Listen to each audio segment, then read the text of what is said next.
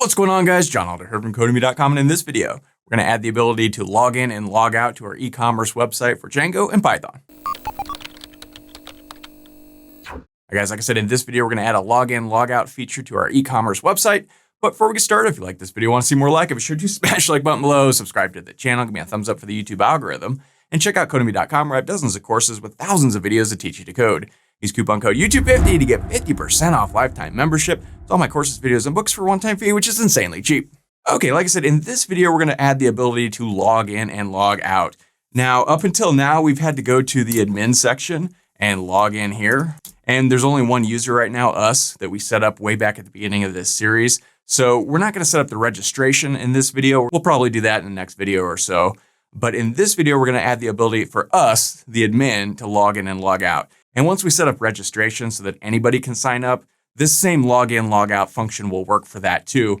But we're just going to get the ball rolling and set it up for the admin user in this video. So let's head over to our code. I'm using the Sublime Text Editor and the Get Bash terminal as always. And as always, you can find a link to the code in the pinned comment section below, as well as a link to the playlist with all the other videos in this Django e-commerce series. So check that out if you haven't so far. So we want to add the ability to log in and log out. And we don't need a log out page. That'll just be a function, but we do need a log in page. So a place that we can go on the website that has a little form we can fill out to log in and log out. That's not the admin section. So anytime you create a new web page in Django, it's always a three-step process. You need a view, you need a template file, and you need a URL. So let's head over to our urls.py file. And let's just copy this guy right here. And let's paste in a couple of these. And first we want log in. And this is going to point to views.login_user. And it has to be login_user and not login. I'll talk about that in just a minute. And let's give this a name of login. Now, I said we're not creating a logout page, but we still need to create a URL for it, even though we're not actually creating a page. You'll understand in just a second. So let's go log out. And this is going to be views.logout_user. Same deal. It has to be _user, not just login and log out. And I'll show you why in just a second. And then the name, let's give this a logout. Okay, that looks good for our views. Let's go ahead and save this. Now let's head over to our templates directory, right click and create a new file. And let's create the web page for the login page. So Control S to save this. And I'm just going to call this login.html. And let's see, we can grab our about page because this is going to look very similar. I'm just going to copy this whole thing, pop that in there. So we have our extends base and our block content. For this header section, instead of us saying about us, let's have it say login. And then here, let's say log into your account, something like that. And we do not need all this lorem ipsum text stuff. So I'm just going to get rid of all of that. Oh, we probably do need some line breaks. We'll see why in just a second. And for here, let's just type form. This is where the form is going to go. So, okay, let's go ahead and save that, login.html. That looks good. And now finally, let's head over to our views.py file. And we're going to need a couple of functions here. So let's go define login_user. And we want to pass in the request. And then let me just come up here and grab one of these guys and paste that in. But instead of pointing this to home.html, we want to point this to login.html. And we don't need any of this stuff to get passed in, so we can just remove that. And then let's come down here and define logout_user. And let's pass in a request. And for now, let's just pass. We'll write the code for this in just a bit. So, okay, go ahead and save that. That looks good. Now, up here at the top of the screen, we need to import a few things. The really nice thing about Django is it's built with functionality to log in users and log out users and authenticate users and do all kinds of stuff like that. And it's built right into Django. All we have to do is import it. So we don't have to write all this code from scratch because that would take weeks. But it's really nice that Django has all this stuff for us. So let's import this. Let's go from django.contrib.auth, short for authenticate. We want to import several things. First off, we want to import authenticate. And we also want to import login and log out. This right here, this login and log out, is why we had to call this login user and log out user. Because if we called this just login down here, this function, as well as this URL right here, right? If we called those login, then they would conflict with this. So we have to name them slightly different. So instead of naming them login, we name them login user and logout user. So, okay, that looks good. And while we're at it, while we're importing stuff up here, let's also from Django.contrib, let's import messages. And messages allow us to put up little messages on the screen. So like if somebody logs in and they type the wrong username or something, we can pop up a little message that says, hey, that's the wrong username. And messages keeps track of that for us. It's built right into Django. So we'll go ahead and use that as well. So, okay, that looks good. Let's go ahead and save this. Now let's head over to our nav bar and let's add these links. So let's come down here to, let's see, or here's the About Me page link. I'm just going to copy this and let's give us some space here. I'm just going to paste this in twice. So instead of pointing this to About, we want to point this to Login, and we want this to say Login. And instead of this one pointing to About, we want this to point to Logout. And let's have this say Logout. So, okay, let's go ahead and save this and just take a look at this and see if it worked. Let's reload, and we see we have this login link and logout link. So let's click on this login, and it goes to the login page. It says log into your account. It says form there. We haven't created the form yet. We'll do that in just a second. One thing here, we only want to show this login if we haven't already logged in. And we only want to show this logout link if we are logged in, right? So right now we are logged in because we went to the Django admin area and we're logged in here. So let's add this functionality to the nav bar. Let's come up here and above this link, let's create a Django tag and let's say if user.is_authenticated. So this will say, hey, if the user is already logged in, what do we want to do? Well, we want to show them this logout link because if they're logged in, we don't need them to log in again, right? We just need them to maybe log out. Let me tab this over here. So, boy, it's kind of hard to read all of these, isn't it? Let's see what we can do here. That's a little better. Good enough. So then we also need an else statement. So let's go else. And then underneath this, let's end our if. So basically it's saying, hey, if the user's logged in, show them the logout link. Else, if they're not logged in, show them the login link. Pretty cool. Let's go ahead and save this. Head back over to the website, make sure that worked. Hit reload. And now all we see is this logout link, right? So if we go to the Django admin area and then come up here and click logout, and then go back to the home page, we should just see that login link. We click that. All right, that looks pretty good. So now we need a form here. So let's head over to getbootstrap.com and click on docs and come down here to forms. We're using a Bootstrap theme for our e-commerce website, so we can use Bootstrap things in that theme. So let's come down here and find forms. There it is. Click overview. And I'm just going to grab the first one I see. Click this little copy guy. And let's come back to the login page and where it says form. Actually, let's go underneath this line break. I'm just going to paste in all that stuff. So let's go ahead and save this, head back over here, and we can get rid of that. And let's reload, and now we've got this form. So, all right, that's looking good, sort of. Now, this is all centered. Maybe you want that, maybe you don't. I don't know. Let's come back here, and instead of this div class call 8, let's go div class call -md -6. And then let's go offset -md -3. Now this is just pure Bootstrap code that should center a little bit better. If we save this, come back over here and hit reload. Oh no, I don't like that one bit. Right. Good enough for now. We can mess around with this a little bit. First thing I want to do is come down here to the submit button. Instead of it saying submit, I want it to say log in. And instead of this primary color, let's give this a secondary color. So if we save this, just a minor change. It's blue and it says submit. Now if we hit reload, it's gray and it says log in. That's a little better, I think. Next, this is an email form. We don't want that. So let's change that. So let's come up here. So here is a label. We don't want this label. We'll get rid of that. And it says input type email. We want this to be text. And then we don't need a ID and we don't need this, whatever that is, but we do need a name. So let's call this username. And we do need a placeholder. And let's say, enter your username. Now, we also don't want this little div thing, so we'll get rid of that. So, okay, that looks good. Then here's a label that says password. We don't want that, but we do want this input type to be password. So we can get rid of this ID thing here. And let's give this a name of password. And let's also give it a placeholder of enter your password. Okay, that looks good. Finally, we have this checkbox thing right here, so we can get rid of all of that. We don't need a checkbox there. Okay, that looks good. Let's go ahead and save this. Head back over here, see how that looks. Hit reload. Okay, a little bit better. Username, password. When we start to type, it disappears. Here we get dots instead of the actual text. Looks good. Let's put another line break or two there. And let's give a couple more here just to kind of push all this stuff down the screen a little bit. Okay.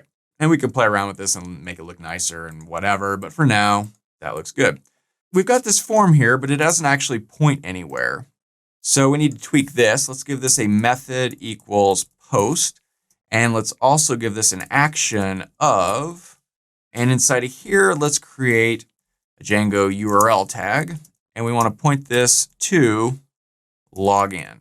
Go ahead and save that. Why login? Because our URL, the name of the login link we gave is login right here. So, all right, that looks good. We also need a little Django tag called a CSRF _token. And CSRF stands for cross-site request forgery token. And it's just like a random string of text so that hackers can't hijack the form. So that's just sort of common. Go ahead and save this, head back over here, hit reload. And if we want to view our page source, we can come down here and here's that CSRF token. You can just see if you just want to look at it. And every time you refresh the page, this will change. That's sort of interesting.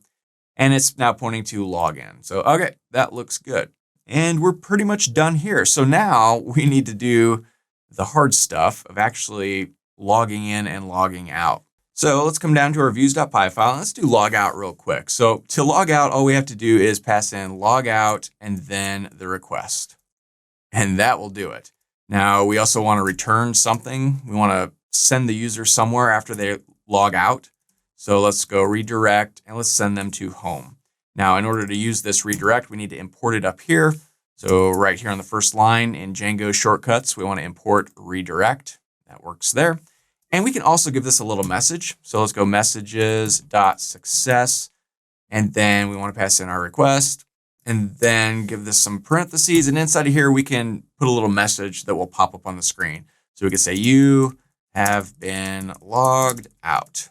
Thanks for stopping by. Whatever. Okay, next we need to log in. So let's come up here and we have to write a little bit of code here, but it's not too bad. So let's say if request.method equals post.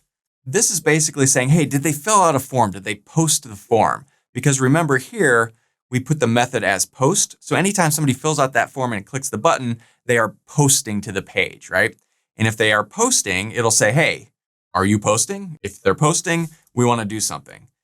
Else, we just want to log in as normal. What do we want to do if they tried to log in? Well, let's get the username first. So that's just going to equal the request.post and then username.